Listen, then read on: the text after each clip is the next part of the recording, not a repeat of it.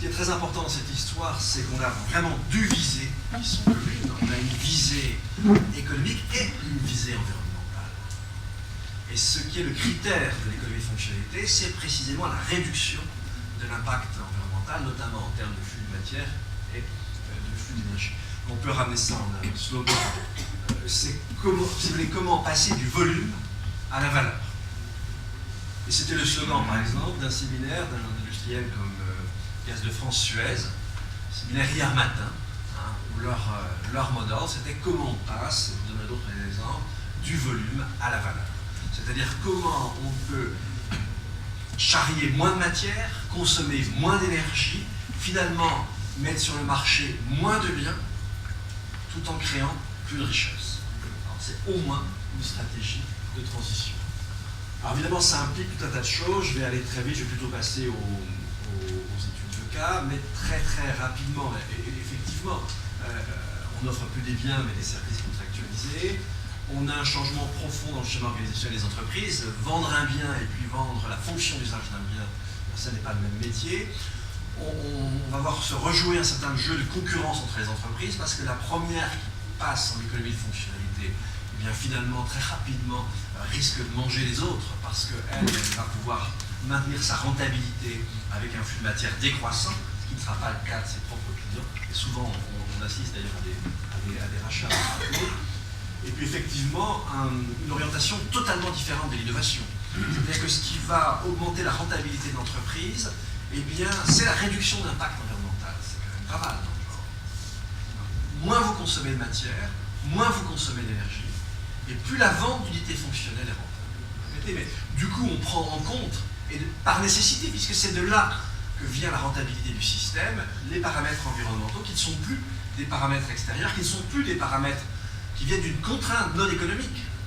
Par exemple, une contrainte publique. Cette fois-ci, c'est le ressort même de l'économie qui oblige à réduire la consommation de ressources.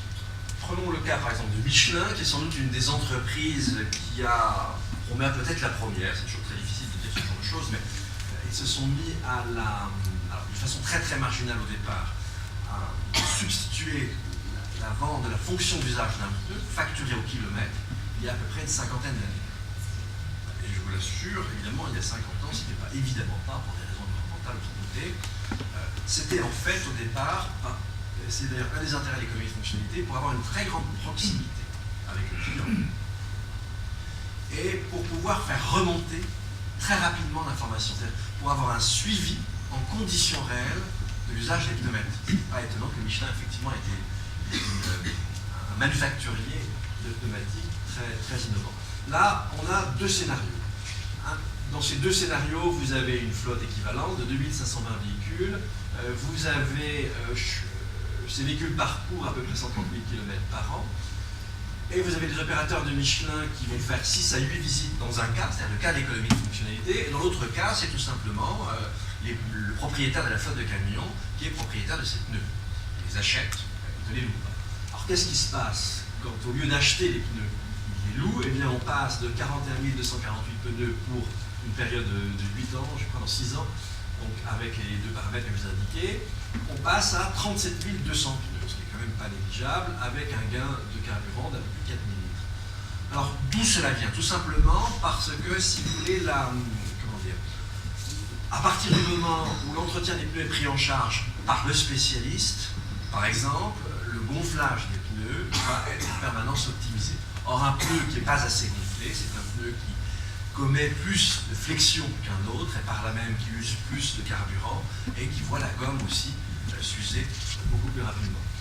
Et surtout, là où les gains sont apportés, c'est-à-dire que les pneus Michelin sont conçus de telle sorte qu'ils sont dans un premier temps recreusés et dans un deuxième temps rechappés. Or, il y a une fenêtre très étroite pour pouvoir les recreuser et pour ensuite pouvoir les rechapper. Et on peut faire 2 fois de suite cette opération. C'est-à-dire qu'on va multiplier par un facteur 3 la durée, la longévité d'une carcasse. Alors imaginez par exemple qu'un manufacturier sorte des pneus qui dureraient, je fantasme, mais 10 fois plus longtemps que les pneus ordinaires, il n'arriverait plus à les vendre. Pour 2 raisons. D'une part parce qu'ils seraient trop chers, ça sera un investissement trop lourd pour les flottes de camions, Et deuxièmement, imaginez que ce soit le cas, que les flottes de camions finissent quand même par acheter ces pneus, et bien assez rapidement, le manufacturier serait en chômage technique pour une durée extrêmement longue. Alors qu'en revanche, si effectivement il loue un service kilométrique, facturé au kilomètre, le ralentissement de l'usure des pneus tout en préservant effectivement leur fonctionnalité en termes de sécurité est une excellente affaire.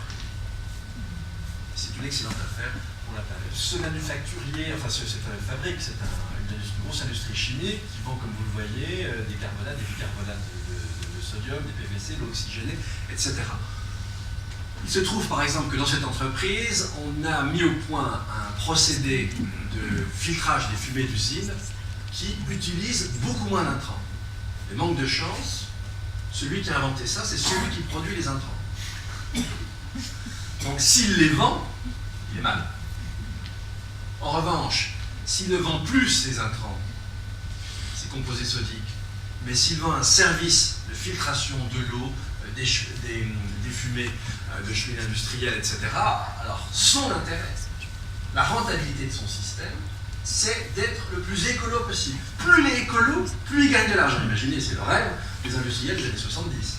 On est vraiment au rebours de la logique industrielle classique. Alors, vous allez me dire, mais c'est extraordinaire votre truc, pourquoi on n'y vient pas? Ça, je vais vous dire tout de suite. Alors, les obstacles sont quand même vraiment énormes. Imaginez Michelin qui a 8% des marchés de flotte de camions. Grosse flotte. Avec 2 petits camions, ça ne marchera pas. Bon. Vous imaginez l'investissement énorme qu'il faut dans un premier temps. Donc, dans notre étude, on a rencontré un certain nombre de petits industriels. On a dit, mais c'est génial votre truc, on aimerait bien le faire, mais on n'a pas un sou. On ne pourra pas le faire.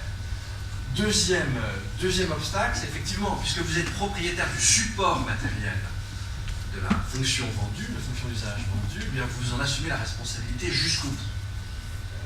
Pas simple.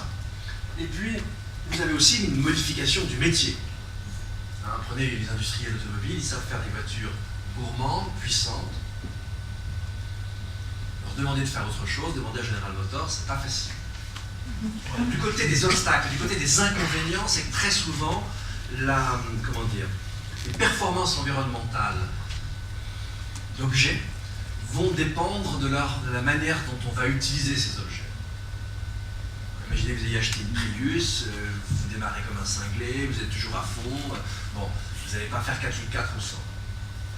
Imaginez qu'un opérateur énergétique vous vende un service de climatisation de votre maison et vous garantisse une température de plus ou moins 19 degrés en hiver.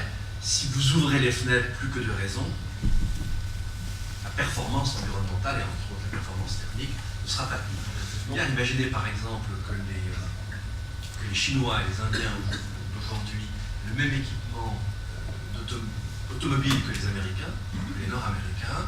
Aujourd'hui, il y a 900 millions de voitures qui roulent, il y en aurait 2,6 milliards. Simplement pour faire rouler ces voitures avec la moyenne du parc européen, il faudrait extraire chaque jour de la Terre 180 millions de barils de pétrole. Alors qu'on extrait un peu moins de 90 aujourd'hui, qu'apparemment, me disent les géologues, on aura bien du mal à dépasser les 100. Bon, on va avoir des problèmes. Le cauchemar de l'économie de fonctionnalité, c'est une telle pénurie de matière qu'on aurait un monde finalement gris, très très gris, un peu comme celui que connaissaient les soviétiques il y a 30 ans. Et dans ce monde très gris, eh bien, la jouissance suprême, ce n'était pas d'avoir une voiture rutilante, ce n'était pas, parce que ça n'existait pas, ce n'était pas d'avoir des meubles design dernier cri, c'était quand on était concierge d'envoyer un responsable du parti au goulag. Bon, ça, c'était la jouissance suprême. On va quand même éviter ce monde. Mais voilà, on a un champ, si vous voulez, un champ ouvert devant nous, et je peux vous l'assurer, les grands groupes réfléchissent tous à cette histoire d'économie de fonctionnalité. Là où on a beaucoup plus de mal à réfléchir, et on verra tout à l'heure les problèmes que ça pose, ben alors, en termes d'environnement, ça serait vraiment la réponse, mais c'est Jonathan qui va vous le dire juste après, c'est quand on passe au B2C, et c'est là que les gains en termes de flux de matière d'énergie pourraient être extraordinaires. Voilà, merci de votre attention.